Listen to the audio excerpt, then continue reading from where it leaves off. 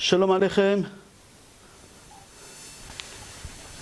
Marc, il n'y a pas du monde encore du cours à part toi. Il y a quelqu'un d'autre que j'ai vu, je crois. Si, c'est moi, Baron, David Baron. David Baron. Il y a Jacqueline. Ok. Alors, Be'ezrat Hashem. Il y a Rachel Pinto. Oui. Jean-Yves Coronel. Ok. Alors, je vois ici, on me demande de faire le cours Leilou Nishmat Yaakov ve'Eme Pinto. Yaakov ve'Avraham Hadad Bene Esther. Et aussi Rabbi Shlomo Gabay. Au nom de la famille Maraj, Léon et Madeleine, Be'ezrat Hashem, Shakadosh Baruch Hu shlach lahem refoua shlema, refoua hanefesh, refoua haguf, Be'ezrat Hashem. Et tous les... Amen. Madame Jacqueline, enlevez le micro. Lilo Nishmat Shimon Ben Yakot. Shimon Ben Yakot. Monsieur Senouf, votre papa. Enlève le micro. Refoua Shlema pour Jérémy Raphaël Pinto Ben Véronique Yael. Jérémy Raphaël Pinto Ben Véronique Yael. Véronique Yael. Refoua Shlema, Refoua Shlema. Yoam Ben Esther Ben Gigi, Refoua Shlema, Refoua hanefesh, Refoua haguf, Be'ezrat Hashem. À tous les participants, Jean-Yves Coronel, tout le monde, Be'ezrat Hashem, Refoua Shlema, Refoua hanefesh, Refoua haguf, la famille Benon, Benéon, de Yerushalayim, Madame Sandra Benon. Refoua Shlema, Be'ezrat Hashem. Alors on va commencer le show et on va faire Be'ezrat Hashem sur la paracha de la semaine, parachat Behar Bechukotai. Et dans la paracha de cette semaine, Behar Bechukotai, celui qui a un chumash à côté de lui, il peut ouvrir le chapitre 25, et dans le pasuk 14 et pasuk 17, il répète deux fois la même mitzvah. Il répète deux fois la même mitzvah, et j'aimerais tout le cours faire sur cette mitzvah-là. Alors dans pasuk, je répète le chapitre 25, pasuk 14, Yudalet et pasuk 17 aussi. Alors je l'ai à l'intérieur. J'ai fait des recherches comment essayer de expliquer cette mitzvah-là en français le mieux possible, parce qu'il y a plusieurs personnes qui expliquent ça en français autrement. Mais le plus propre que j'ai vu, c'est léser, arnaquer, tricher, mentir. J'ai vu plusieurs livres comment ils expliquent cette mitzvah-là. Alors je l'ai à l'intérieur dans pasuk 14. C'est marqué dans pasuk 14. Si tu fais une affaire, ici on parle de l'argent. Si tu fais une affaire avec quelqu'un, alors tu lui fais une vente et tu acquittes de sa main quelque chose, il ne faut pas vous léser, point, l'un de l'autre. C'est-à-dire il ne faut pas tricher, il ne faut pas arnaquer dans le monde des affaires. On n'a pas le droit. Maintenant, dans pasuk 17, deux psukim après, c'est marqué là-bas, ne vous lésez point, c'est-à-dire quoi? C'est-à-dire ici, c'est dans la parole. C'est dans la parole, ne pas arnaquer, ne pas faire du mal avec la parole. Et il faut faire très attention. Pourquoi? Il faut que tu saches, mais redoute ton Dieu. C'est bizarre, quand c'est l'argent, on ne dit pas je suis ton Dieu. Dans pasuk 14, c'est pas marqué je suis ton Dieu. Dans pasuk 17, c'est marqué il ne faut pas léser quelqu'un, il ne faut pas arnaquer quelqu'un avec la parole, car je suis ton Dieu. Il faut comprendre. Et tout le cours, il va être sur cette mitzvah de ne pas arnaquer. Moi, je vais utiliser le mot frauder ou arnaquer. Et les deux psukim 14, ils parlent dans le monde des affaires. Et le pasuk, l'autre, il parle avec la parole. J'ouvre une parenthèse. Il y a des gens qui croient qu'on a le droit de voler un non-juif. C'est strictement interdit de voler un non-juif. On n'a pas le droit de voler un non-juif. Alors ici, on parle aussi d'un non-juif. Je referme la parenthèse. Alors on va continuer le cours. Alors maintenant, venez, on va voir qu'est-ce qu'il dit Rashi. Rashi, il dit, n'est pas lésé. Si quelqu'un il vient te demander un conseil, et toi tu te dis, lui il ne sait pas quoi faire, vendre, pas vendre, acheter, pas acheter, je vais lui conseiller qu'il achète, et moi je vais gagner un peu d'argent sur lui, je vais dire à l'autre, de toute façon il ne saura pas. Il ne saura pas. Alors c'est comme ça Rashi il dit, mais sache, d'accord, lui il ne saura pas, mais Hachem il sait. Hachem il sait qu'est-ce que tu penses. Alors tu n'as pas le droit de demander à quelqu'un d'acheter une affaire et tu sais qu'il ne faut pas qu'il l'achète et tu le mens, tu l'arnaques. C'est une arnaque. Alors c'est une arnaque maintenant, pas dans l'argent pour le moment, parce que l'affaire elle n'est pas faite avec toi directement. Ici c'est dans le conseil. Si quelqu'un vient te demander un conseil et toi tu le induis en erreur, tu te moques de lui, Rachid dit c'est un interdit de la Torah. Et il te dit surtout qu'Hachem il sait. Hachem il sait qu'est-ce que tu penses. Venez, on va voir qu'est-ce qu'il dit dans le livre Achinur, Mitzvah 338. La Mitzvah 338, il développe cet interdit de léser quelqu'un, d'arnaquer quelqu'un. Et lui, il dit, il faut que tu saches, léser quelqu'un, ça peut être avec la parole, ça peut être avec l'argent. Tu peux faire du mal avec quelqu'un en lui parlant mal. Et il faut que tu saches que tu dois déduire de cette mitzvah-là, faire toujours le bien autour de toi et la paix autour de toi. Il faut faire la paix entre tout le monde. Il faut éviter les disputes. Et c'est lui, Chas Shalom, qui transgresse ses péchés. Akadosh Baruch Hu, il ne va pas le protéger et la dispute, elle va venir chez lui. Alors, si tu dis à quelqu'un des paroles méchantes, alors ça rentre dans le cadre de ne pas léser. Et là, il va développer. Il va développer. Mais avant de développer, lui, il dit, sache que cette mitzvah-là, elle concerne les femmes, les hommes et les enfants. Des fois, ça peut arriver que tu peux arnaquer un enfant. Tu peux léser un enfant. Comment? Par exemple, un enfant à la synagogue, il a un sachet de bonbons. Ça peut arriver. Il dépose le sachet de bonbons sur la table. C'est interdit de la Torah. Et on fait ça très souvent. L'enfant, il dépose le sachet de bonbons sur la table. Et toi, tu viens, tu le tapes sur l'épaule droite. Quand lui, il se retourne, toi, tu viens de côté gauche. Tu lui prends le bonbon pour rigoler. Tu ne vas pas le voler. Tu ne manges pas des bonbons. Tu as la diabète. L'enfant, quand il se retourne, il voit que les bonbons, ils ne sont pas là. Il commence à pleurer. Et commence à pleurer. Tu as de la peine pour lui. Tu dis, tiens, j'ai rigolé. Ça s'appelle léser un enfant. Faire du mal à un enfant. Faire pleurer à un enfant. Et Akadosh Baruch Hu, il va punir. Pourquoi Hachem il punit? Tous les mitzvot, Hachem il punit pas. Pourquoi uniquement sur cet péché-là, Akadosh Baruch Hu, il punit? Venez, on va voir.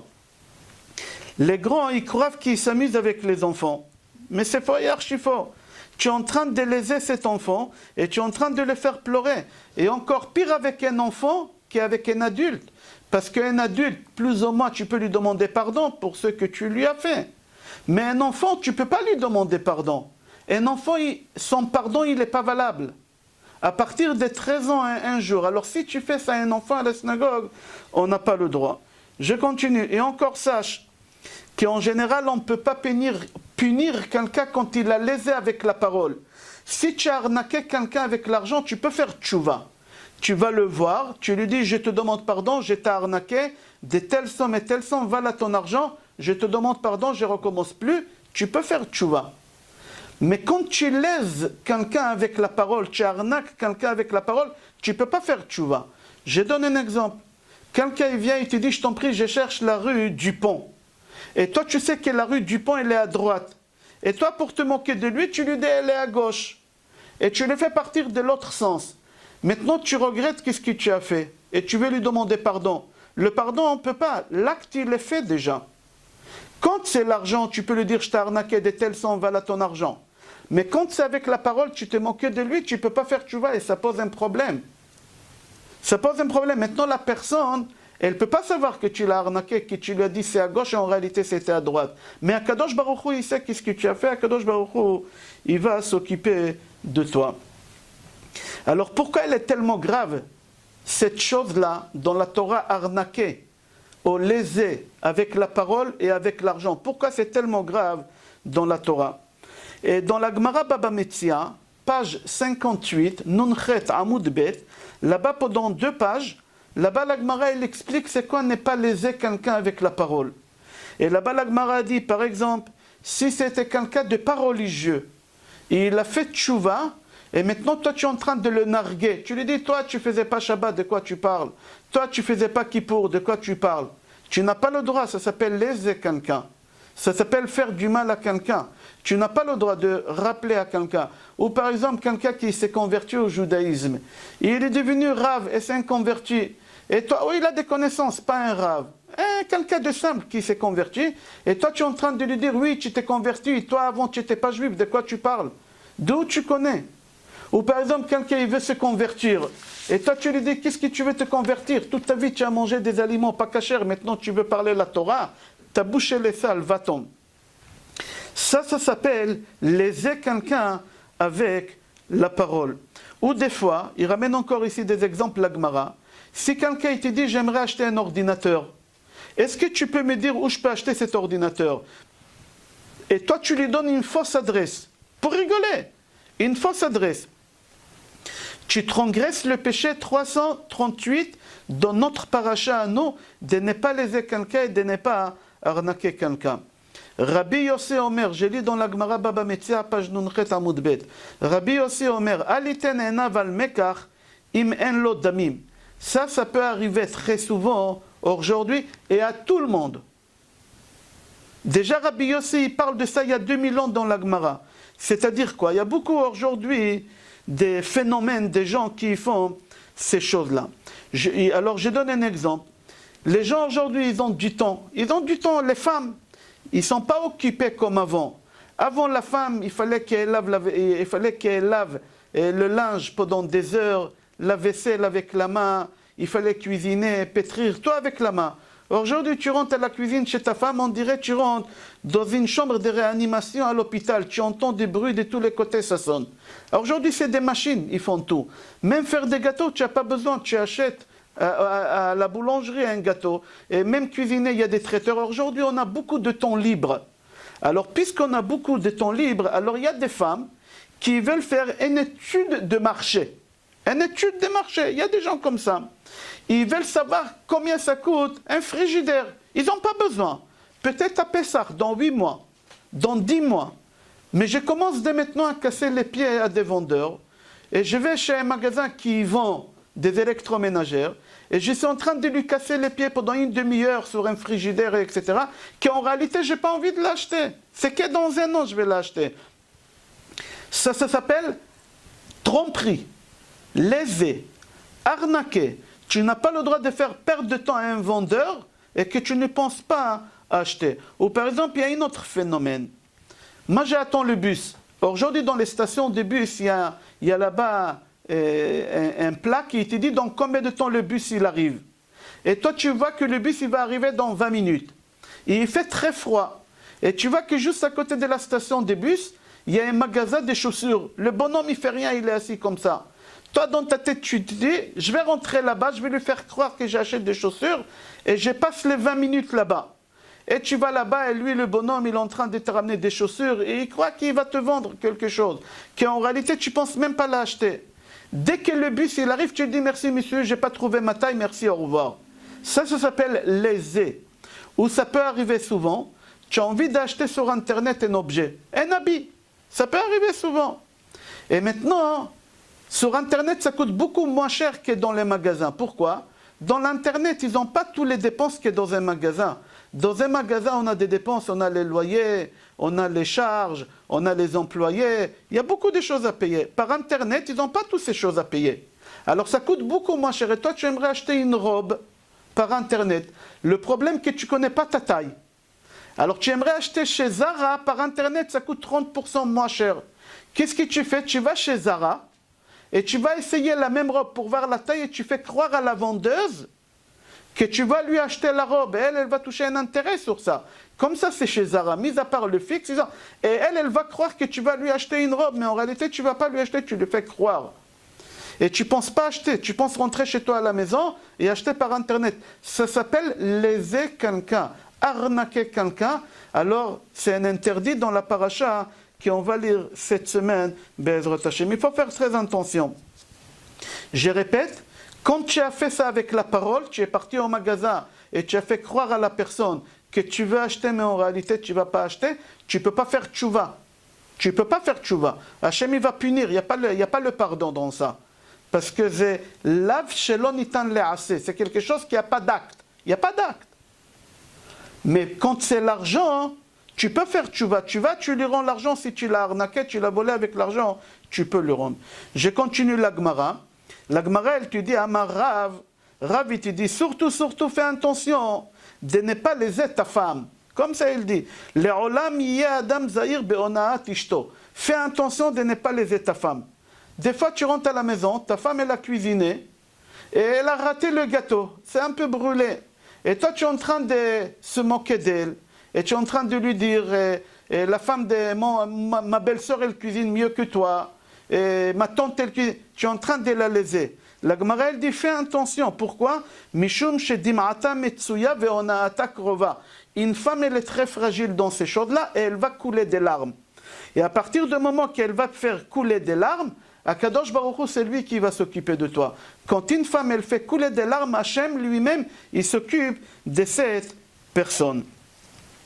Encore, écoutez une histoire, la Gemara, elle raconte. Ktubot, page 62, Samerbet. Rav Rachumi, c'était un Rav.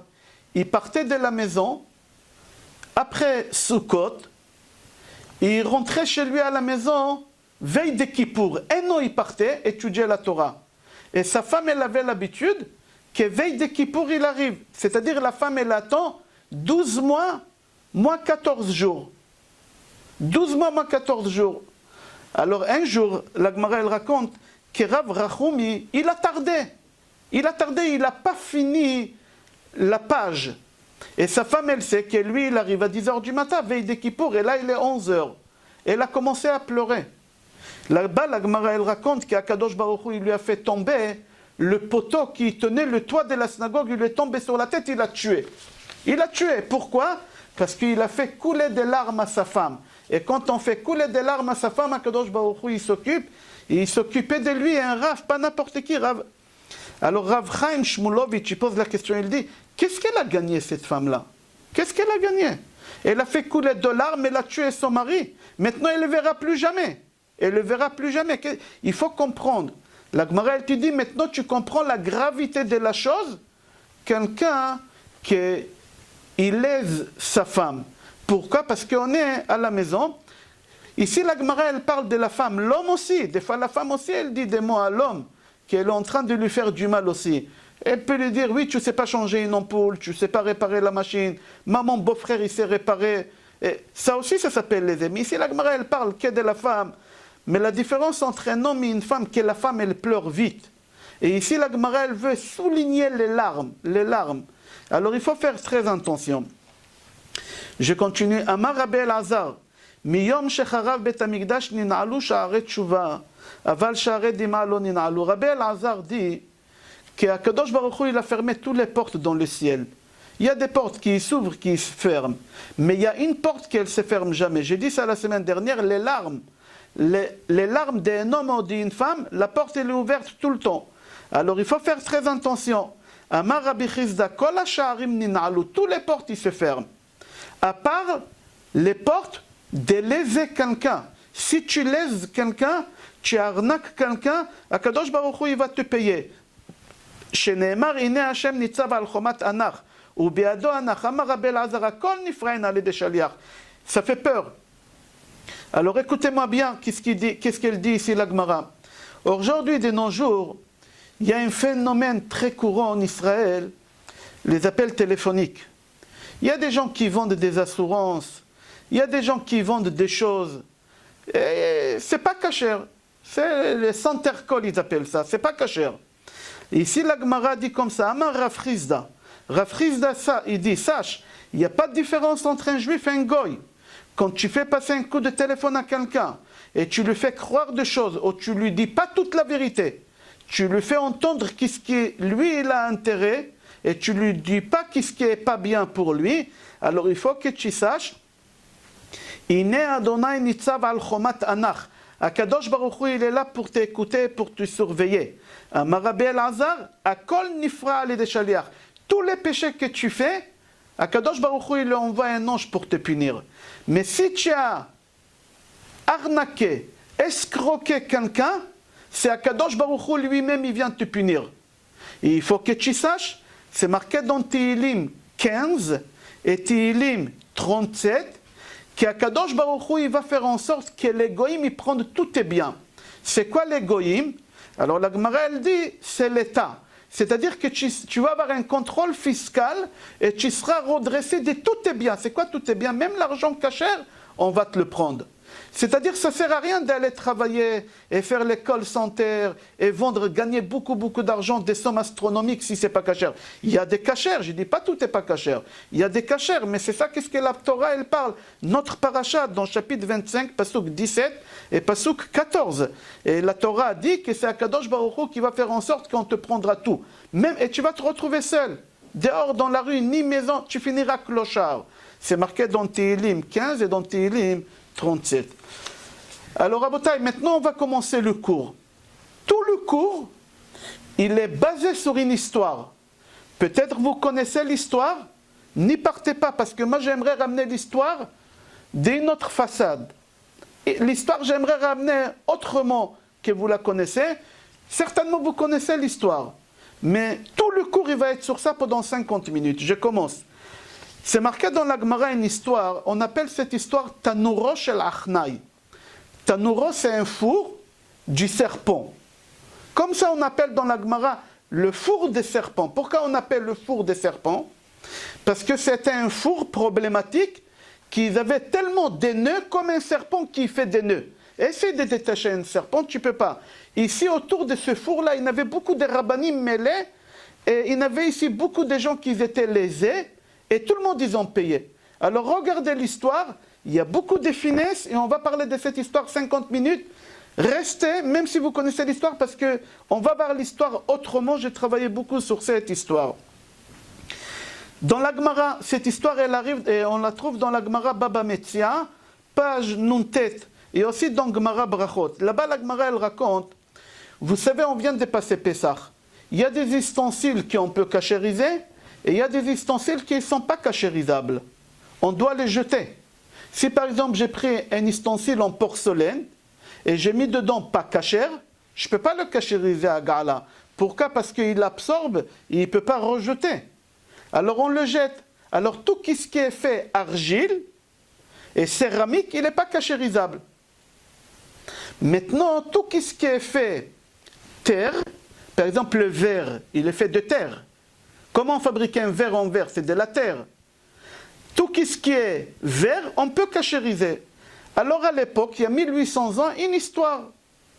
Dans chaque immeuble, ils avaient un four. Aujourd'hui, chaque dame, chez elle à la maison, elle a un four. À l'époque, ils n'avaient pas les moyens d'avoir un four à la maison. Chaque femme, elle avait un four en bas de l'immeuble et tout l'immeuble, il cuisinait dans ce four-là. Alors, qu'est-ce qui s'est passé? Écoutez l'histoire. Dans une communauté juive, beaucoup des immeubles, dans chaque immeuble, il y a un four. Et ces fours-là, ils étaient fabriqués des briques argile, qu'on ne peut pas cachériser, mais entre chaque brique, on a mis de la terre. La terre, on peut cachériser. Et les gens, ils ont cuisiné des choses dedans, cachère, pas cachère. On ne va pas rentrer qu'est-ce qui s'est passé, mais il y a un problème. Tous les rabbanim, chachamim, ils ont dit le four, il n'est pas cachère. Le four, il n'est pas cachère. Il y a un seul rab, il a dit, il est cachère. Vous pouvez manger tout, c'était un vendredi.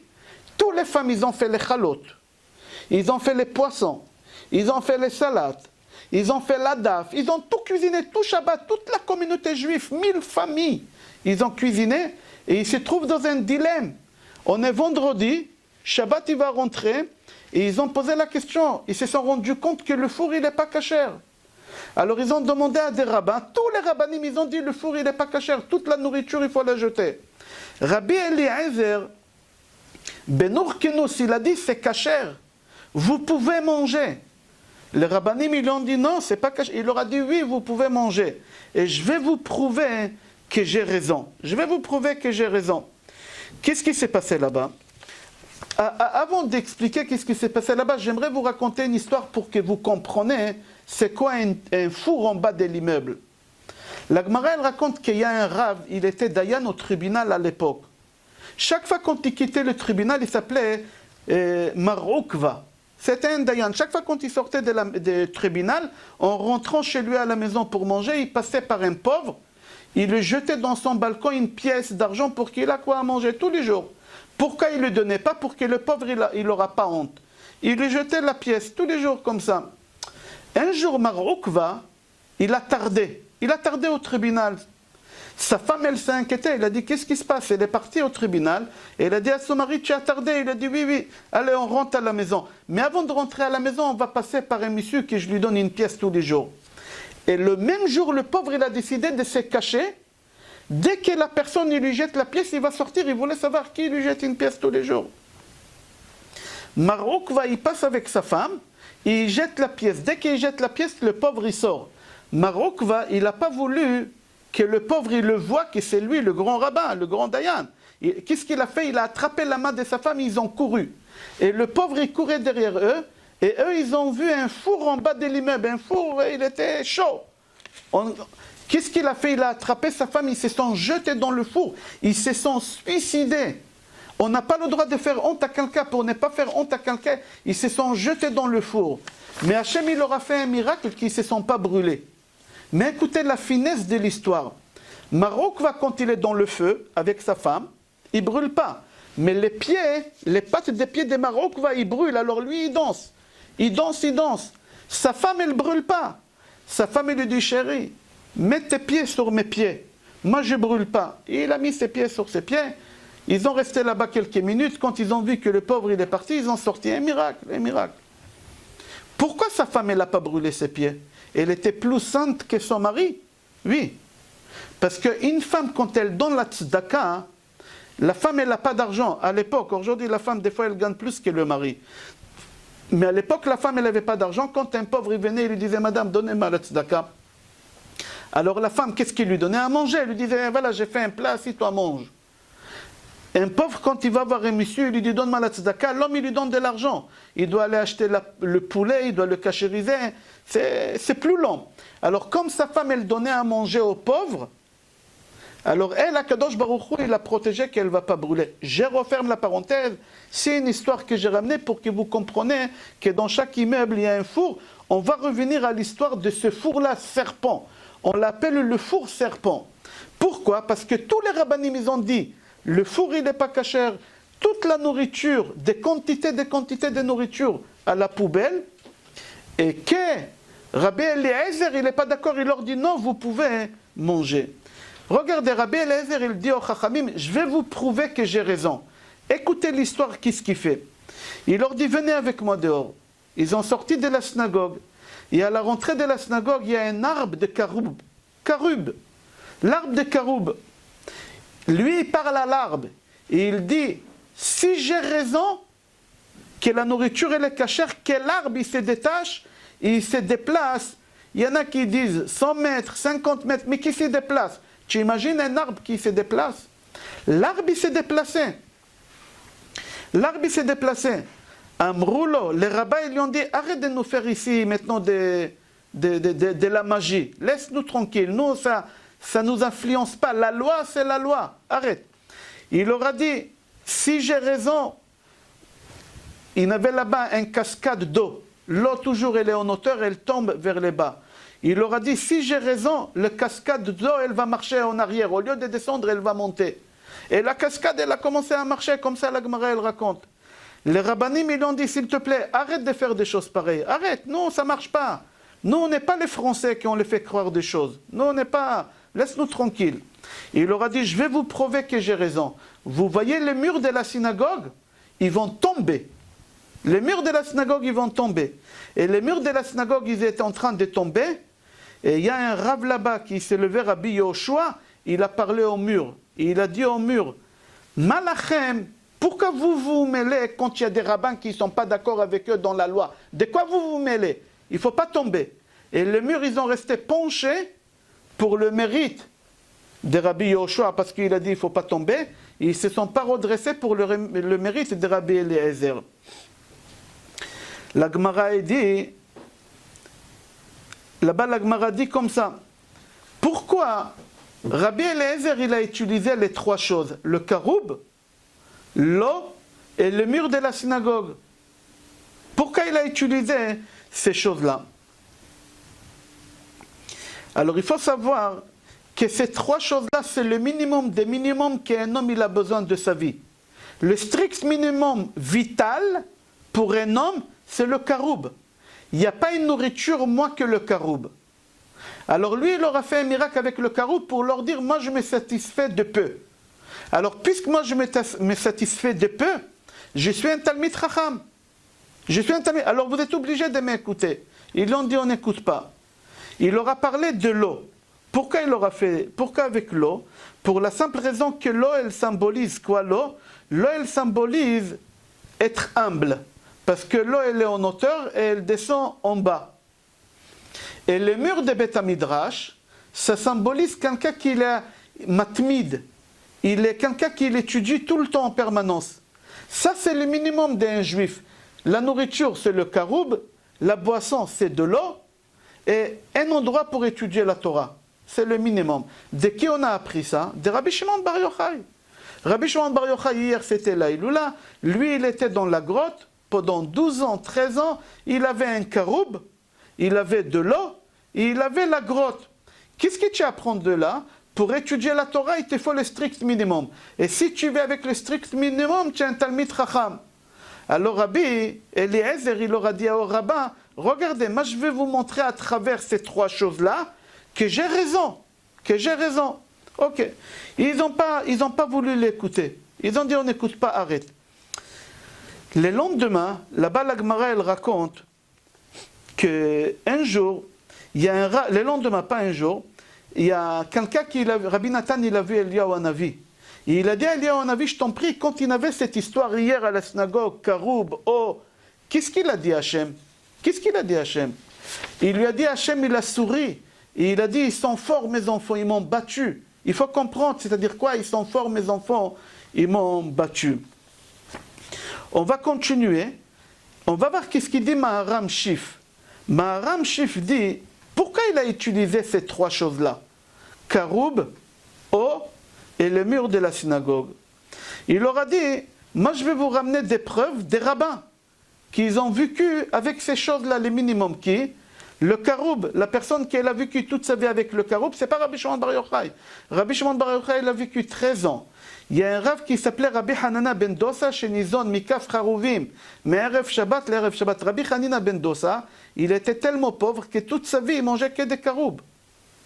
Et il pouvait être millionnaire, parce que lui, quand il bénissait quelqu'un, la personne, elle devenait millionnaire. C'est-à-dire, lui, il avait la possibilité d'être riche, parce qu'il bénissait les gens.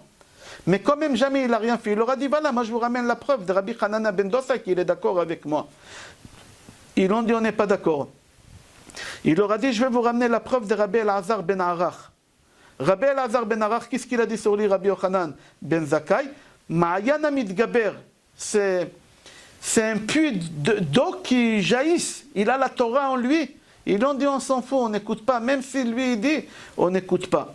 Ok. Chachamim, ils lui ont dit, alors les rabbins, ils ont dit à Rabbi Eliezer, arrête de faire des choses comme ça. Non, on ne tient pas compte ni des arbres, ni des karoubs, ni de l'eau. Arrête de nous faire des histoires comme ça. Écoutez, qu'est-ce qu'il a fait? La quatrième chose qu'il a fait. Il leur a dit, je vais vous prouver que j'ai raison. Dieu va parler. Dieu va dire que j'ai raison. Et là-bas, la Gemara dit qu'Akadosh Baruch Hu, il a parlé. Akadosh Baruch Hu, il leur a dit, Malachem etzel Rabbi Eliezer, she'alacha kemoto bekol makom vemakom. Laisse-lui tranquille, tout ce qu'il dit, il a raison. Hachem! Tout de suite, il s'est levé Rabbi Yoshua. Et il a dit à Hachem, Hachem, tu nous as donné la Torah sur la terre. Il n'y a plus rien dans le ciel, ne te mêle pas. Tu n'as pas le droit, et c'est une halakha. Les cieux, ils n'ont pas le droit de se mêler d'une halakha. Si dans la Torah c'est marqué, on n'a pas le droit de parler à la synagogue, et demain il y a Moshe Rabbeinu qui vient et tu dis, je t'autorise, c'est moi qui je... Tu lui dis, non, je ne t'écoute pas. Torah lo bashamaim, la Torah elle n'est pas dans le ciel. La Torah elle est sur terre. Vous imaginez, la Gemara elle raconte qu'Hachem il a dit, il a raison. Rabbi Yoshua, droit comme il est, il n'a pas été influencé par Dieu. Il a dit à Hachem, ne te mêle pas s'il te plaît. À Torah lo bashamaim, comme c'est marqué. En אנחנו משגיחים בבת קול שכבר כתבת בתורה אחרי רבים להטות qu'est-ce qui est marqué dans la Torah? Quand il y a la majorité qui disent quelque chose, et il y a un qui est contre, minorité, on suit qui? La majorité ou la minorité? Dans la Torah, c'est marqué toujours suit la majorité. Toujours la majorité. Alors Rabbi Yoshua dit Hachem, Hachem, je ne comprends pas. Dans la Torah, tu dis qu'il faut suivre la majorité. Maintenant, toi, tu viens, tu nous changes la Torah. C'est fini, tu ne peux plus toucher la Torah. La Torah, elle est là. C'est nous qui en gère la Torah. C'est nous qui... Alors, s'il te plaît, ne te mêle pas. Vous imaginez? Alors, quand Rabbi Nathan, il a rencontré le lendemain Eliyahu Hanavi, il lui a dit, qu'est-ce que Hachem, il a dit? Qu'est-ce qu'il lui a dit? Il a rigolé. Mes enfants, ils m'ont battu. C'est-à-dire quoi, mes enfants, ils m'ont battu? Écoutez la finesse. Si moi, maintenant, ici, chacun parmi vous, je vous fais un miracle. Je viens chez toi à la maison et je lève ta table comme ça. J'ai dit, la table, lève-toi. Est-ce que tu vas croire tout ce que j'ai dit? Oui. Aujourd'hui, n'importe quel petit miracle que je t'ai fait, tu vas t'accrocher à moi. Ici, Akadosh Baruch Hu parle. Il fait bouger un arbre. Il fait bouger de l'eau. Il fait bouger les murs. Non, non, non, non, non. Tu vas pas, moi je ne suis pas des faux kabbalistes. Tout ce que tu me dis avec les miracles que tu fais, c'est pas kasher. Alors, c'est-à-dire qu'ils ont battu Hachem. Même qu'Hachem, il lui a donné la possibilité à Rabbi Eliezer ben Urkenus de faire une chose pareille. Et ils n'ont pas écouté Rabbi Eliezer ben Urkenus. Pourquoi? Parce que dans la Torah, c'est marqué une loi, personne ne peut changer la loi. Et c'est marqué dans les 13 principes de Rambam. Shelo tishtane beshum zman chas v'shalom. Jamais on peut changer un iota dans la Torah. Et là, lui, il veut changer. Qui? Dieu. Dieu, il est en train de dire quoi? Dieu, il dit, malachem. Halakha kemoto bekol makom. Qu'est-ce que vous voulez? La halakha, elle est comme lui dans tout. Dans toute la Torah, c'est comme lui. Ils ont dit à Hachem, Rabbi Yoshua, il a dit à Hachem, ne te mêle pas. Vous imaginez qui est capable? Ça s'appelle la droiture. Être droit. La loi, elle est comme ça. La loi, elle est comme ça. Cartésien, je crois, Jean, ils vont dire tout le temps. Cartésien. Non, c'est la halakha. Ok. Je continue encore. Regardez qu'est-ce qui s'est passé la suite. Vendredi, c'était vendredi, les femmes, ils ont fait les chalotes dans le four, les femmes, ils ont fait les boulettes, ils ont fait tout. Il y a la nourriture en quantité, et d'après les rabbanim, c'est pas kasher. Regardez qu'est-ce qu'ils ont fait tous les rabbanim. Les rabbanim, ils ont passé porte à porte, chez toutes les maisons de toute la communauté, de tout le quartier, 1000 familles, ils leur ont dit, on a ramené un ben en bas, jetez toute la nourriture dans la benne. C'est ça qu'est-ce qu'ils ont fait, c'est marqué dans la Gemara. Et qu'est-ce qu'ils ont fait avec cette benne? Ils ont tiré la benne jusqu'à devant la maison de Rabbi Eliezer. Ils ont allumé le feu devant sa maison, ils ont brûlé toute la nourriture de tout le monde. Ils ont brûlé, et mis à part ça, ils l'ont mis en quarantaine. Pourquoi? Parce qu'eux, ils ont dit à Rabbi Eliezer, on ne comprend pas. Dans la Torah, c'est marqué qu'il faut suivre la majorité. Pourquoi tu ne suis pas la majorité? La Torah dit qu'il faut suivre la majorité. Pourquoi tu ne suis pas la majorité? Qu'est-ce qu'ils ont fait? Ils ont pris une benne, ils ont mis la nourriture de tout le monde, ils ont brûlé devant, chez lui, à la maison. On continue l'histoire. Tout ça, c'est l'histoire que peut-être vous connaissez, mais on continue. Maintenant, quand ils l'ont mis en quarantaine, il fallait le prévenir. C'est quoi quelqu'un qu'on les met en quarantaine? Cette personne, on n'a pas le droit de lui parler. On n'a pas le droit de le laisser rentrer à l'épicerie. On n'a pas le droit de le laisser rentrer à la synagogue. On n'a pas le droit de s'approcher. Il doit vivre à l'extérieur de la communauté. Alors les rabbanim qui l'ont mis en quarantaine avant Shabbat, ils ont dit qui peut le prévenir qu'on l'a mis en quarantaine, qui ne vient pas. Parce que s'il va entendre qu'on l'a mis en quarantaine, il est capable de maudire la personne et le tuer. Il faut quelqu'un de fort. Qui peut? Alors le meilleur élève de Rabbi Eliezer ben Urkenos, qui était très attaché à lui, comme son fils, c'était Rabbi Akiva. C'était Rabbi Akiva. Rabbi Akiva, il leur a dit, laissez-moi, moi je vais... Qu'est-ce qu'il a fait Rabbi Akiva? Il s'est habillé avec des habits d'endeuillé, c'est les habits noirs. Il a mis les cheveux comme ça, et il est parti s'asseoir devant la maison. Et Rabbi Eliezer, il ouvre la maison, il lui dit, qu'est-ce qui t'arrive toi? Qui est mort? Il lui dit, non, personne n'est mort, mais je crois qu'on t'a mis en quarantaine, je crois. Ok, il a compris, il s'est mis en colère, il a pleuré, et parce que qu'il a pleuré, un tiers du monde, tous les olives, ils ont tourné, ils ont pourri. À l'époque, c'était une richesse, toute la richesse, elle est partie. Un tiers du monde de blé, il a pourri. Et un tiers du vin, il a pourri. C'est les choses qui coûtent les plus cher à l'époque. Aujourd'hui, pour savoir quelqu'un s'il est riche oui ou non, on lui demande combien de zéros il a sur son compte, ou combien de biens immobiliers pour savoir son patrimoine. Mais à l'époque de Talmud, c'était combien de stocks du vin, combien de stocks du blé, combien de stocks des olives tu as. Et lui, comme il s'est mis en colère, un tiers du vin, un tiers des olives et un tiers de blé, ils ont tourné. Pourquoi un tiers? Écoutez bien pourquoi un tiers, c'est une parenthèse. Parce que le monde, il y a 3 tiers pour faire entier. 2 tiers, obligés en permanence, il y a 2 grands tzadikim qui tiennent le monde, chacun un tiers. Le 3e tiers, c'est Hachem. Sa part à lui, il a fait abîmer. Il a fait abîmer. Les 2 tiers qui restaient dans le monde, c'est Hachem et une autre tzadik. Et c'est pour ça qu'il n'y a qu'un tiers qui a tourné. Où on a vu ça? On a vu ça, Rabbi Shimon Bar Yochai, il a dit tout le temps, que moi et mon fils ensemble, avec Hachem, on peut faire nourrir le monde entier. On peut faire nourrir le monde entier. D'ici on apprend. Je referme la parenthèse. On continue l'histoire.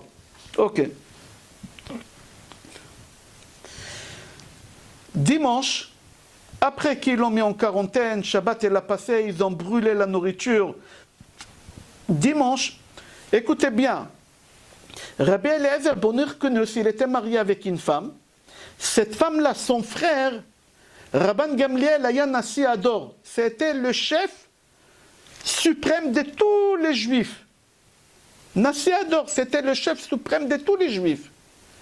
Lui, il a donné l'autorisation de mettre en quarantaine. Ce n'est pas lui qui l'a mis en quarantaine son beau-frère, mais c'est lui qui a signé le papier qu'on peut mettre son beau-frère en quarantaine. Le mari de sa sœur. Maintenant, Rabban Gamliel, qu'est-ce qu'il fait? Il prend un bateau. Pour rentrer chez lui, il fallait traverser. Il habitait de l'autre côté. Et quand il était dans le bateau, il y a un narchol. Narchol, il y a du vent très très fort et le bateau, il a failli couler. Rabban Gamliel, il a dit, peut-être c'est à cause de mon beau-frère. Alors il s'est mis debout dans le bateau, il a regardé Hachem, il a dit Hachem, tout ce que j'ai fait, j'ai mis mon beau-frère en quarantaine, c'est pas pour mes honneurs, c'est pas pour moi j'ai fait ça, c'est uniquement pour toi, parce que dans la Torah c'est marqué, il faut suivre la majorité. Je ne veux pas que les gens vont croire que des fois on ne suit pas la majorité et la Torah elle est fausse. J'ai fait ça pour toi. Et la mère elle s'est calmée, il est rentré chez lui à la maison. On continue l'histoire. Maintenant venez, on va revenir chez Rabbi Eliezer avec sa femme, la sœur de Rabban Gamliel. Rabbi Eliezer, sa femme, elle savait que si son mari Rabbi Eliezer, le vieux qui disait c'est cachère, dans la prière quand on fait Anna, à la fin, il y a une tefila qui s'appelle Nefilat Apayim. Et après Anna, on dit Tefila le David. Et dans là-bas, Tefila le David, c'est marqué là-bas, Re'e oni va'amali, v'ta lekol chatotai. Re'e oivai ki rabu, v'sinat chamas henauni. Là-bas, il y a le mot take. Taf, chaf, hey. Et c'est avec le mot que tu peux tuer tes ennemis. Vous vous rappelez, on a parlé de ça déjà. Alors la femme de Rabbi Eliezer, elle n'a pas voulu que son mari, il pense à ces lettres-là quand il fait cette prière. Alors chaque fois quand il faisait Tachanoun, elle venait, elle faisait des bruits dans la chambre pour qu'il se déconcentre. Un jour, la femme, elle a cru que c'est un jour de Rosh Chodesh. Elle a cru que c'est Rosh Chodesh. Alors elle a dit Rosh Chodesh, on ne fait pas Tachanoun Rosh Chodesh. Alors si on ne fait pas Tachanoun, je n'ai pas besoin d'aller dans sa chambre le déranger. En réalité, ce n'était pas Rosh Chodesh. Et quand elle rentre dans la chambre et elle voit que son mari, déjà, il a fait Tachanoun, et elle a dit à son mari, stop, stop, je suis en deuil. Il a dit, de quoi tu es en deuil? Et elle a dit, tu viens de tuer mon frère Rabban Gamliel. Et il lui a dit, moi j'ai tué ton frère il habite à 100 km d'ici, comment tu sais? À l'époque, ils n'avaient ni WhatsApp, ni rien du tout. Et il lui a dit, mon père, il m'a appris quelque chose. Quand on fait du mal à quelqu'un, on lèse quelqu'un verbal. C'est ça à quoi je voulais arriver dans notre paracha. Quand on lèse quelqu'un verbal ou avec de l'argent, c'est Hachem qui est puni. Et je suis sûr et certain, comme mon frère il t'a mis en quarantaine et tu as fait couler des larmes, je suis sûr et certain que quand tu as fait la tefila, tu as tué mon frère. Alors ils ont envoyé un messager, ils ont reçu une confirmation qu'à la même heure, son frère il est mort, Rabban Gamliel il est mort. Vous imaginez quand on fait du mal à quelqu'un? Quand on fait du mal à quelqu'un, alors la Gemara elle pose la question, elle dit attends, je ne comprends pas. Je ne comprends pas, quel mal? C'est la halakha. Depuis tout à l'heure on dit C'est la halakha. Alors si c'est la halakha, ils ont bien fait. Que lui, que Rabbi Eliezer, il a pleuré, c'est son problème qu'il a pleuré. C'est pas mon problème. Moi, je suis la halakha. Pourquoi Hachem il a tué Rabban Gamliel? Pourquoi Hachem il a tué Rabban Gamliel? Venez, on va voir. Mis à part ça, pourquoi lui, Rabbi Eliezer ben Orkenos, il ne suit pas la Torah? Dans la Torah, c'est marqué qu'il faut suivre la majorité. Pourquoi lui-même, il ne suit pas la majorité? Alors, il faut savoir que Rabbi Eliezer, il s'est trompé. Il s'est trompé, il a reconnu qu'il s'est trompé. Il a dit, quand j'ai vu que l'arbre bouge, et j'ai vu des choses, alors j'ai cru que j'ai raison, il n'y a pas de problème. Je reconnais. Alors pourquoi il a tenu tête jusqu'à la fin? Pourquoi il a tenu tête jusqu'à la fin? Écoutez la finesse de la chose. Écoutez bien.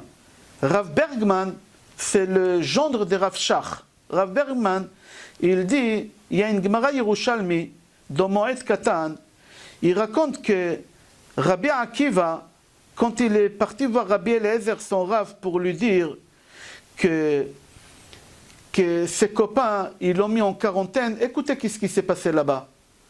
Rabbi Eliezer dit à son élève qu'il a aimé beaucoup comme son fils, il lui dit, viens avec moi, viens mon fils. Il l'a ramené devant le caroub, il a recommencé encore. Parce que c'est pas facile de faire ça deux fois. Après qu'on l'a mis en quarantaine, quand on met quelqu'un en quarantaine, même Hachem, il se détache de lui. Même Hachem, il se détache de lui. C'est-à-dire là, dans le niveau de Rabbi Eliezer, il est en quarantaine, il n'a plus Hachem avec lui. Qu'est-ce qu'il fait? Il regarde l'arbre, il dit à Rabbi Akiva, si j'ai raison que l'arbre bouge, l'arbre il a bougé. Il lui a dit, si j'ai raison que l'eau, elle se retourne, et l'eau. Vous imaginez la grandeur de Rabbi Eliezer sans Hachem? Parce que Hachem, il s'est détaché de lui, parce qu'il était en quarantaine, il a réussi à faire ces choses-là. Alors ça l'a induit en erreur. Ça l'a induit en erreur. Mais on continue, venez, on va voir plus loin. Le Yerushalmi, il pose une question, il dit comme ça. C'est marqué dans Shemot, chapitre 23, Pasuk 2. Qu'est-ce qui s'est passé ici? Qu'est-ce qui s'est passé ici? Ils louent le mal qu'ils l'ont fait à Rabbi Eliezer, puisqu'ils ont fait la halakha. Regardez la finesse de la chose. Rabbi Eliezer, il leur a dit, je ne comprends pas pourquoi vous devez taper des portes à porte, dire à toutes les familles, toute votre nourriture, il y a une benne en bas. Pourquoi vous avez fait ça? C'est mettre du sel dans la plaie. Tu pouvais faire une affiche, coller à la synagogue, Messieurs, dames, toute la nourriture que vous avez cuisinée, elle n'est pas cachère, jetez à la poubelle. Pourquoi tu as besoin de passer porte à porte? Pourquoi? Pourquoi tu prends un ben et tu la brûles devant ma fenêtre? Pourquoi vous n'avez pas fait ça dans la décharge publique? C'est-à-dire, c'est méchant qu'est-ce que vous avez fait. La finesse de la chose, qu'ils l'ont lésé. Ils l'ont lésé un homme vieux. Il était très vieux, Rabbi Eliezer ben Orkenos. Il était très vieux. Pourquoi vous faites ça à un vieux? Et là, Kadosh Baruch Hu, il a dit, il n'y a pas de problème, vous avez raison, la loi c'est la loi. Mais ça ne vous autorise pas à aller de porte à porte lui faire honte. Tu pouvais coller une affiche et vous n'avez pas le droit de faire qu'est-ce que vous avez fait, brûler la benne devant sa maison. Il ne fallait pas faire cette chose-là, vous n'avez pas le droit de faire cette chose-là. Ok, alors Rabbi Eliezer ben Orkenos, quand il a vu qu'ils ont fait ces choses-là, il leur a dit, qu'est-ce qu'ils sont en train de faire maintenant? C'est pas cachère. C'est pas cachère qu'est-ce qu'ils sont en train de faire. Alors eux, ils sont pas cachères. Si eux, ils sont pas cachères, ils font des choses comme ça, honte à quelqu'un, ils me font honte, je ne suis pas obligé de les écouter. Quand la Torah, il a dit dans Shemot qu'il faut suivre la majorité, c'est pas cette majorité-là, la Torah, elle parle. La Torah, elle parle de la majorité des gens qui savent vivre, ne pas faire pleurer une femme, ne pas faire pleurer un vieux, ne pas faire pleurer quelqu'un, ne pas léser quelqu'un. On n'a pas le droit de faire une chose pareille. Alors si eux, ils transgressent une loi de la Torah pour faire une autre loi, ce n'est pas des rabbins pour moi. Ce n'est pas des rabbins. C'est ça qu'est-ce qu'il a induit en erreur, Rabbi Eliezer. C'est ça qu'est-ce que la Torah, elle nous dit, la paracha de cette semaine, qu'elle nous dit. Je continue dans le livre Ora, et il dit, viens voir une histoire, écoutez une histoire encore, mais c'est toujours la même histoire, hein?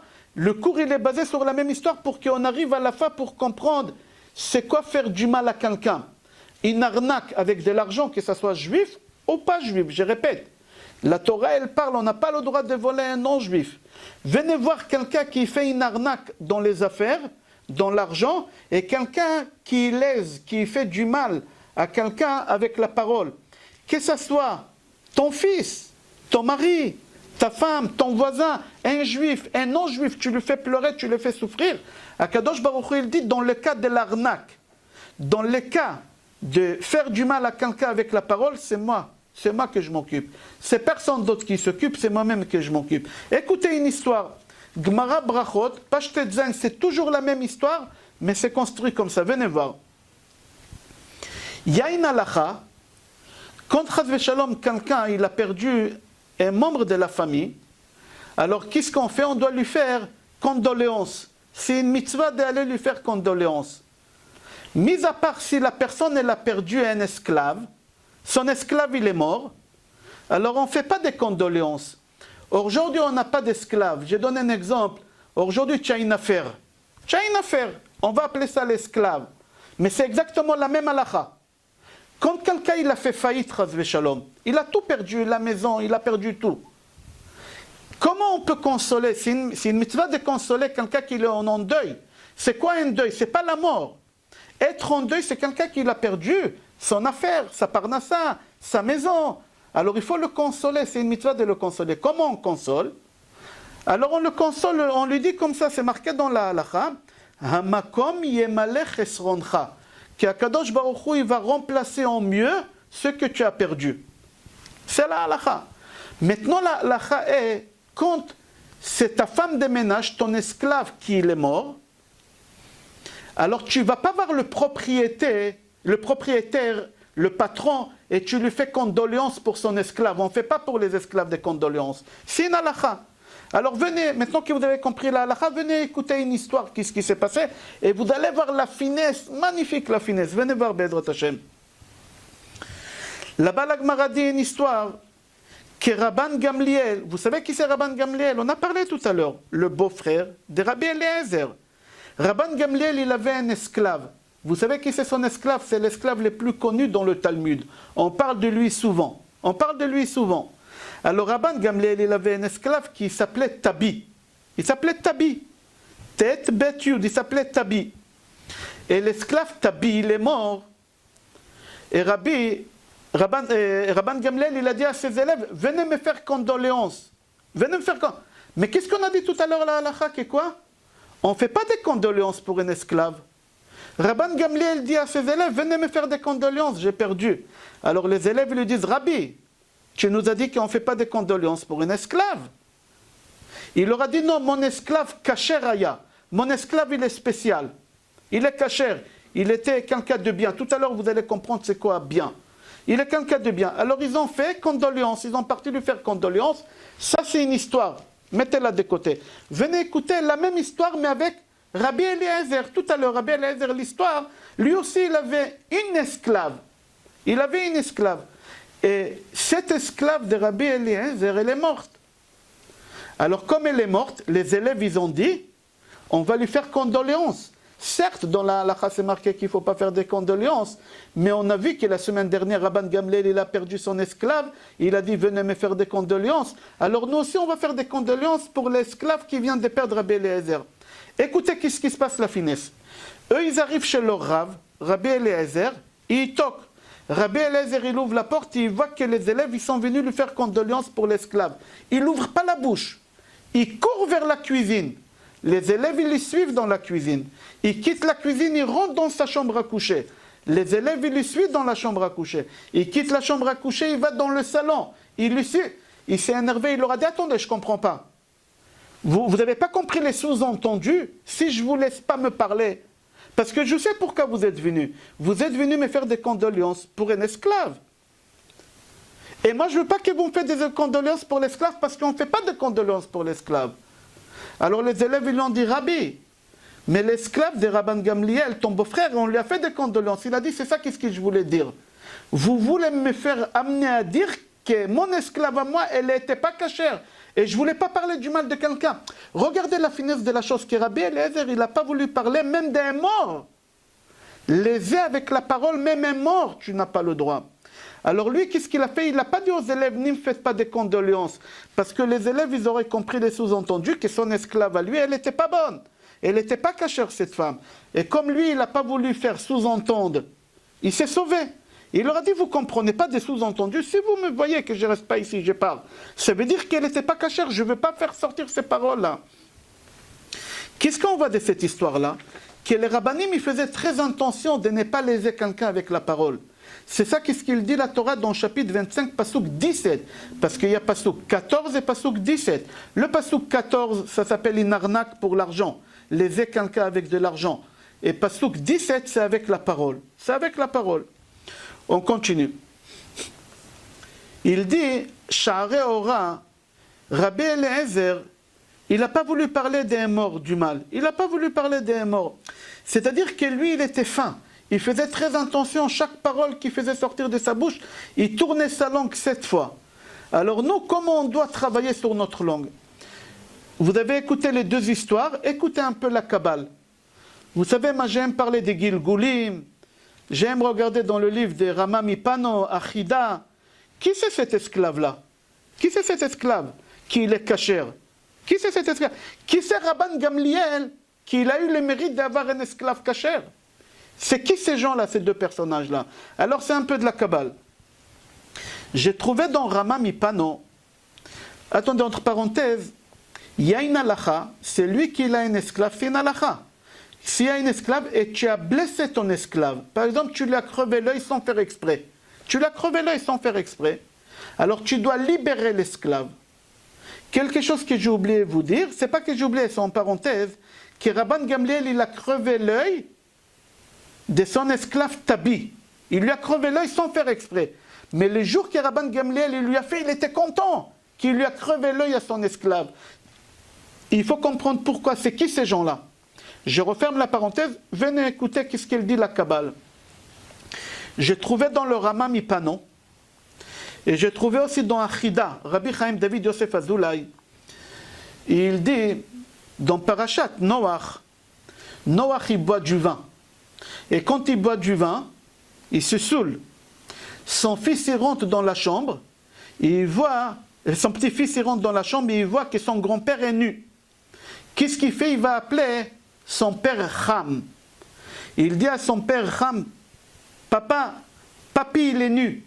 Qu'est-ce qu'il fait Ham? Il rentre dans la chambre, il regarde la nudité de son père, et pas seulement il regarde, il la prend, il lui enlève, il lui donne pas la possibilité d'avoir encore un enfant. Pour d'héritage, on ne va pas rentrer. Quand Noach, il se réveille, il a compris qu'est-ce qu'il lui a fait son fils Ham, il lui a maudit, quelle malédiction il a donné? Il lui a dit, Eved Avadim, tu seras esclave, toute ta vie tu seras esclave. C'est-à-dire dans chaque génération tu vas venir ici comme esclave. Dans chaque génération. C'est ça la malédiction de Ham. Alors Tabi, l'esclave de Rabban Gamliel, c'était Ham. Et Ham, le péché qu'il a fait, il a regardé avec ses yeux, il a regardé la nudité de son père. Qu'est-ce qui se passe? Rabban Gamliel, c'est qui? Rabban Gamliel, c'est son frère. Qui c'est son frère le tzaddik? Qui c'est? Shem, antisémite. Nous, on descend des antisémites. Il y en a qui disent c'est Chet, mais nous, on dit c'est Shem. Antisémite, on vient de l'enfant. Nous, on descend toujours des Shem. Alors, qu'est-ce qu'il a fait, Shem? Je recommence. Ham, il rentre dans la chambre, il voit son père nu, il regarde l'unité de son père et on n'a pas le droit, il lui enlève la possibilité d'avoir des enfants. Son frère, l'autre, Shem, il rentre, il voit son père, il couvre. Il ne regarde pas, il couvre. Maintenant, les deux, ils reviennent. Dans toutes les générations, il revient Ham. L'esclave, il revient. C'est ça la malédiction qu'il a donnée Noir. Alors maintenant, Tabi, il revient. Shem, son frère qui l'a couvert, c'est Rabban Gamliel, il lui crève l'œil. Pourquoi Rabban Gamliel il est content de crever l'œil de son esclave? Pour la simple raison. Il lui dit, maintenant j'ai fini ton tikkun, tu es cachère. Maintenant tu es plus, la klala que papa il t'a donnée, que tu reviens, chaque génération c'est fini. C'est-à-dire que Rabban Gamliel il a réussi à faire le tikkun de Shem, de Ham, qu'il fallait qu'il vienne dans chaque génération et qu'il soit esclave. Et aujourd'hui, on n'a plus cet esclave qui vient de chaque génération. Ça, c'est un peu de la Kabbale. Je referme et on continue. Pardon, le Rama il dit, comment tu sais que Tabi, Tabi c'est l'esclave, que c'est Ham. Parce que qu'est-ce qui veut dire le mot Tabi? Même en hébreu, tu prends le dictionnaire Tabit, ça veut dire regarder. Regardez, c'est-à-dire lui il a regardé, tout le temps il avait ce nom-là, dans toutes les générations, et lui il a regardé la nudité de son père. Je referme, maintenant on va, toutes les histoires que j'ai ramenées jusqu'à maintenant, on va construire quelque chose encore un quart d'heure, Be'ezrat Hashem. Venez voir.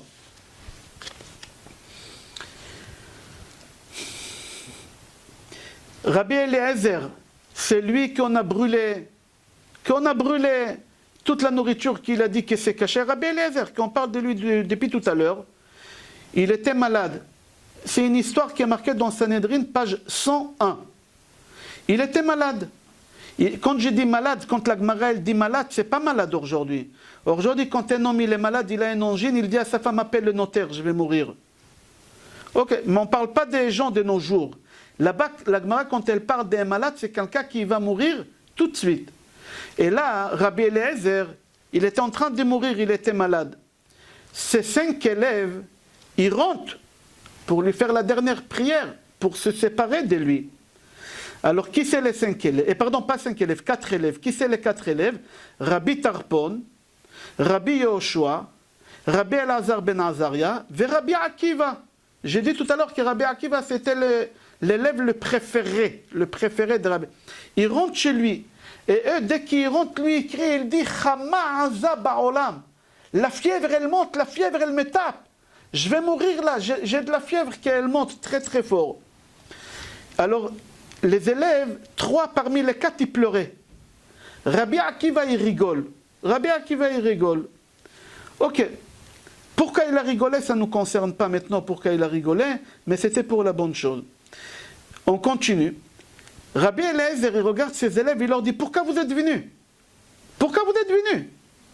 Vous m'avez mis en quarantaine, ça fait déjà 8 mois. 8 mois, vous n'êtes pas venus. Maintenant, le jour que je meurs, vous venez me voir. Pourquoi vous êtes venus maintenant? Vous m'avez laissé comme ça? Alors les élèves, ils répondent au Rav, ils n'ont pas voulu lui dire qu'il est en quarantaine, ils n'ont pas le droit, ils n'ont pas voulu lui faire de la peine avant de mourir. Ils lui ont dit, on est venu écouter un cours de Torah. Écoutez le cours de Torah qu'ils lui ont demandé. Alors il leur a dit, écoutez-moi bien, je vais mourir, mais vous allez payer très très cher que vous n'êtes pas venu me voir pendant les 8 mois. Vous m'avez fait énormément de la peine. Alors son élève le préféré, Rabbi Akiva, il a dit, Rabbi, et moi, je suis ton préféré. Et moi, qu'est-ce que... Il lui a dit, toi, tu vas mourir pire que tout le monde. Ta mort, elle va être pire que tout le monde. Parce que toi, j'ai tellement aimé, je croyais que tu vas venir et tu n'es pas venu. Tu vas payer. Il a dit, ah bon, comment? Il a dit, on va t'enlever la peau. Avec des peines, on va t'enlever la peau. Comme ça, il lui a dit. Et on continue. Rabbi Eliezer, il est mort. Voilà les dernières paroles. Et il dit aux élèves, vous allez payer. Rabbi Akiva lui dit, tu vas payer pire que tout le monde. Et là, Rabbi Akiva écrit, et il dit, avis, avis, papa, papa. C'était pas son père, mais c'était son père spirituel. Rechev Israël ou Parashav, le maître de tout le peuple juif. J'ai beaucoup de pièces d'argent à monnayer, je ne sais plus où les monnayer. C'est-à-dire quoi? J'ai beaucoup de questions. Personne n'est capable de répondre comme toi. Là-bas, comme ça, la Gemara, elle raconte. Mais j'aimerais retourner, avant qu'il est mort, les élèves, ils ont dit à Rabbi, à leur Rav, Rabbi, avant de mourir, dis-nous quelques paroles, comment on peut aller au paradis directement. Écoutez, maintenant que vous m'écoutez ces cours-là, je ne sais pas combien on est là, mais ils lui ont dit, donne-nous un tuyau. Comment on y va au paradis? Même qu'on n'est pas très droit, on aimerait, donne-nous un tuyau avant de mourir. Il leur a dit, il n'y a pas de problème, venez, je vais vous donner un tuyau, des tuyaux. Je vous donne 3 tuyaux, si vous les faites, vous partez au paradis. Il leur a dit comme ça, Amar lahem Rabbi Eliezer ben Urkenos, Izaharu bichvot chaverchem. Faites attention de ne pas léser les gens autour de vous. Ne pas léser, c'est ta femme, ton mari, tes enfants, juifs, pas juifs, avec la parole ou avec de l'argent. D'ici on apprend que c'est lui qui fait des arnaques à des goïms ou à pas des goïms, il ne va pas au paradis. Voilà le tuyau qu'il leur a dit. Il leur a dit, voilà, je vous donne 3 tuyaux. Jamais il faut arnaquer quelqu'un. Si vous arnaquez personne, ni avec la parole, ni avec de l'argent, vous allez aller au paradis. Deuxième chose, vos enfants, il faut leur laisser étudier un peu le secret. Il ne faut pas leur apprendre que des choses. Parce que hier, j'ai dit dans le cours, la Torah par des pshat, remez, drash et sod. Pshat, c'est d'après la simplicité. Remez, c'est des sous-entendus. On a expliqué, il leur a dit, essayez de leur apprendre des choses profondes. L'enseignement. Troisième chose qu'il leur a dit, avant de commencer une prière, des fois nous on fait une prière et notre tête à nous, elle est en Espagne, elle est au Portugal, elle est en Israël. Toi tu es là et ta tête est... Non, quand tu commences une prière, essaie de te concentrer au début au mois de la prière. Il leur a dit, essayez de vous concentrer au début de la prière. C'est très important le début des prières. Alors je répète qu'est-ce qu'il leur a dit, c'est lui qui a un stylo qui marque. La première chose qu'il leur a dit, faites attention entre vous. C'est-à-dire entre vous les êtres humains. Ni les personnes, que ce soit en famille ou pas en famille.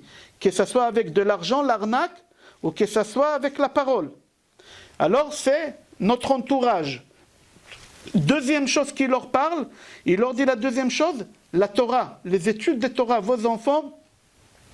Et troisième chose, il leur parle de la tfila, la prière. Ça vous rappelle, c'est une Mishnah. Mais si vous voyez, la Mishnah elle est à l'envers, pas comme lui il leur a dit. Il faut comprendre pourquoi lui il leur a dit les choses à l'envers. Venez voir une Mishnah. La Mishnah dit comme ça, Al shlosha dvarim ha'olam omed, le monde il tient grâce à trois choses. À la Torah, grâce au cours de Torah. Là on fait un cours de Torah, le monde il tient grâce à la Torah. Alors vous voyez, la Mishnah elle commence par la Torah, et lui il n'a pas commencé par la Torah. Il a changé l'ordre. La Mishnah elle dit la Torah, le monde elle tient grâce à quoi? Grâce à Avoda.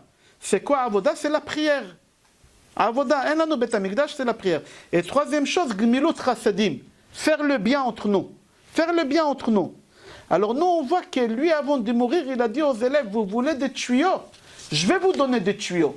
Comme ça vous pouvez aller au Gan Eden. Mais il leur a donné les tuyaux à l'envers.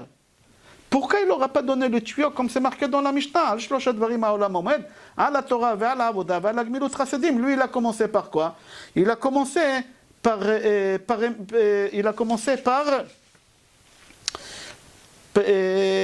vous.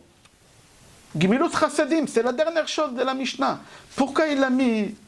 J'ai trouvé dans un livre la réponse sur cette question. Il y a un livre qui s'appelle Shema Echad Eliezer. Qui c'est qui l'a écrit ce livre-là? Le Radal.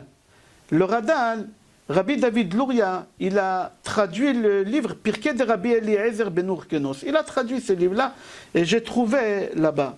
Et il dit comme ça. Écoutez bien, il y a encore 8 minutes et on a fini le cours. Concentrez-vous et vous allez voir comment le cours il était construit. Il y a des histoires, mais tout ça c'est une seule histoire, tout ça. Alors il dit comme ça. Ces élèves, ils ont rentré, avant qu'il est mort, les 4 élèves que j'ai cités, ils lui ont dit, Rabbi, donne-nous un tuyau pour qu'on va y aller au paradis. Donne-nous un tuyau, on aimerait aller au paradis. La première chose qu'il leur dit, n'est pas lésé entre vous. Entre vous, soyez forts, soyez unis avec votre mère, avec votre père, avec vos frères, vos sœurs, vos femmes, vos maris, avec les étrangers aussi. Il ne faut pas léser quelqu'un avec ni la parole, ni blesser quelqu'un avec la parole, d'accord? Ni avec l'argent. De qui il parle ici? À qui il parle là? À Rabbi Akiva. Parce que Rabbi Akiva, il a perdu 24 000 élèves parce qu'ils ont lésé entre eux. Ils n'étaient pas comme il leur a dit. Ils n'étaient pas comme il leur a dit. Alors Rabbi Eliezer, avant de mourir, il commence... Pourquoi il a changé l'ordre? Parce qu'il commence à parler avec le préféré. Qui c'est le préféré? Rabbi Akiva. Il lui dit, Rabbi Akiva, il faut que tu apprennes quelque... Il ne lui a pas dit Rabbi Akiva, mais il lui a fait comprendre à Rabbi Akiva. Parce que Rabbi Eliezer, avant de mourir, il a vu dans Ruach HaKodesh que les 24 000 élèves de Rabbi Akiva, ils vont mourir parce qu'ils n'ont pas fait ça. Alors il lui dit, fais attention à ça. Viens voir. C'est Gemara Souka. Que Rabbi Eliezer, qu'on parle de lui, Ben Urkenos, il savait ni lire ni écrire jusqu'à l'âge de 27 ans. C'est un alphabet, je crois, on dit en français, jusqu'à l'âge de 27 ans. Vous savez, il y a des gens qui vous croyez que c'est des génies. Regardez sur Einstein. C'est lui qui a développé cette théorie-là. Il a été renvoyé de toutes les écoles. Il a eu un diplôme d'un débile. Alphabet, il était. c'est lui qui a fait 1093 inventions. Addison, c'est lui qui a découvert la lumière. Addison, il était sourd, muet, il n'est même pas parti à l'école, il n'avait ni guide, ni enseignant, rien du tout. Tout seul, avec les livres de son frère en cachette, il étudiait seul. Et à quel âge il a commencé à être... Ok, Rabbi Eliezer, c'était la même chose. Jusqu'à 27 ans, il était un alphabète. Un alphabète. Et qu'est-ce qu'il a déduit après tout? Qu'est-ce qu'il a traversé toute sa vie? Pour lui, c'était quoi? La base pour rester un bon juif, c'est quoi? Qu'est-ce que vous avez compris de tout ce cours-là? De ne pas arnaquer quelqu'un. Voilà qu'est-ce qu'il laisse avant de mourir. Les dernières paroles, ne pas léser quelqu'un, ne pas arnaquer quelqu'un. Lui, la pointe de toute la Torah, elle tient sur ça. Et Rabbi Akiva, qu'est-ce qu'il nous laisse lui avant de mourir? Il faut que tu aimes ton prochain comme toi-même. C'est toute la Torah. Il a dit à ce goy, tu veux devenir juif, il n'y a pas de problème. Avec un seul mot, je te rends juif. Il ne faut pas léser quelqu'un. Si tu ne veux pas qu'on t'arnaque, ni arnaque personne. C'est-à-dire que Rabbi Eliezer, avant de mourir, il dit à son élève Rabbi Akiva, tu veux être un juif? Ni arnaque personne, ni laisse personne. Rabbi Akiva, il a appris ça, et il nous a laissé Amar Rabbi Akiva. Aime ton prochain comme toi-même. Quand on parle aime ton prochain comme toi-même, c'est ta femme, ton mari, tes enfants, tes voisins, juifs, pas juifs. Ni arnaque personne, ni avec la parole, ni... Et Hillel, l'élève de Rabbi Akiva qui est venu après Hillel, la Katan, lui aussi il nous laisse. Qu'est-ce que tu veux pas? C'est-à-dire que toute la Torah elle est basée sur une pointe. Tout le monde, être juif, le monde juif il est tenu sur une seule chose. C'est quoi? C'est dans notre paracha. N'est pas lésé, n'est pas arnaqué. C'est les dernières paroles de Rabbi Eliezer. Venez, on va voir qu'est-ce qu'il dit Rabbi Aaron Kotler. Rabbi Aaron Kotler, dans son livre Mishnat Rabbi Aaron, il dit, il faut que tu saches, si tu es venu au monde, tu as un but. Nous, on est là ici parce qu'on a un but. Si tu fais le but que tu es venu, Hachem, il te laisse. Chacun, il a un but. Akadosh Baruch Hu, il a donné à quelqu'un un enfant malade. Ton but, c'est de t'occuper de ton fils. Si tu prends ton fils qui est malade et tu le mets dans une maison d'orpheline ou dans un hôpital et tu dis, je me lave les mains, tu ne sers à rien. Alors Akadosh Baruch Hu, il va te prendre.